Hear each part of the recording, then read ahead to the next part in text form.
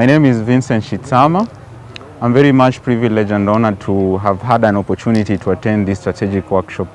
As a young person, this has been a key eye-opener and part of the key takeaways that I've been able to obtain from this workshop as a young person is key to what I do. I serve in the Catholic Diocese of Kakamega in the Department of Justice and Peace as an environment officer. Environment forms part and parcel of the 5 thematic main areas of CJPD as a department in the Catholic Church. And most importantly, in line as a young person over what I've been able to gain and how impactful I'm going to transit and also impact those back in the diocese and the community at large, is on the 5 main themes of Lent this year. That is the issues around family, which forms the social fabric of the society, and also number 2 around corruption, which is an issue which has really impacted the youth in terms of accessibility to opportunities, and then also on the thematic area of holistic education. As the young people, there is need, other than just taking them to school, there is also the essence of taking them through the spiritual upbringing so that they become social, responsible adults when they grow into these professions.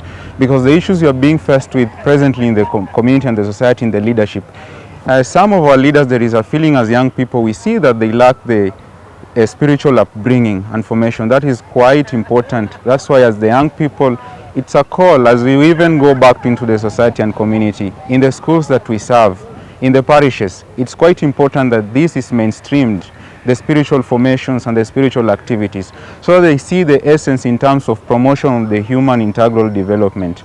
And also as youth, it is quite important that the youth are also put at the center stage in terms of leadership, in terms of issues to do with governance, so that they begin being molded into these forms of leadership as early as now, in consideration with what we are facing as a country and a society as large. So part of the key takeaways that I'm taking away from this strategic workshop, amongst those issues such as the AI digital transformation, those are some of the tools you are also going to use so that we can be able to reach out to our young people.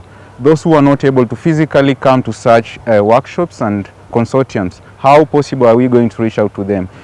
Also, it's a call to the government and the civil society organizations to find ways of how to reach out to the youth and disseminate information in ways which they are comfortable and they can be able to access. And there is need also for common dialogue, to listen from the youth, to understand the mindset of the youth towards these issues which are affecting and ailing the society, so that instead of resorting into violence or what have you, abductions, we may easily have a way of which we can sit down and commonly have a conversation and forge ways forward. And then finally is about the see, judge and act. Also as the youth, it's important that you're also involved in those processes so that we become part and parcel of coming up with the remedies and proposing solutions towards helping our society, because it's evident our society and our country is ailing presently.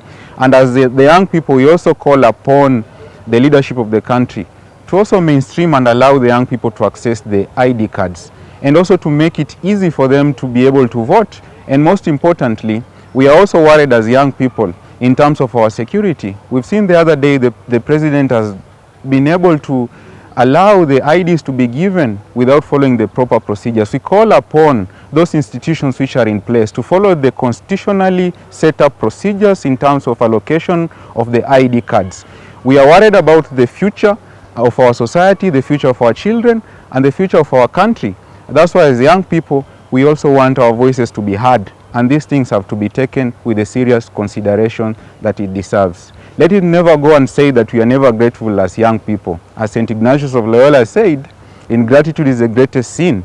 We are also gratitude for what the government and the church is doing so far. But we continue calling upon them to involve the young people in these dialogues so that we forge a common way forward. Thank you.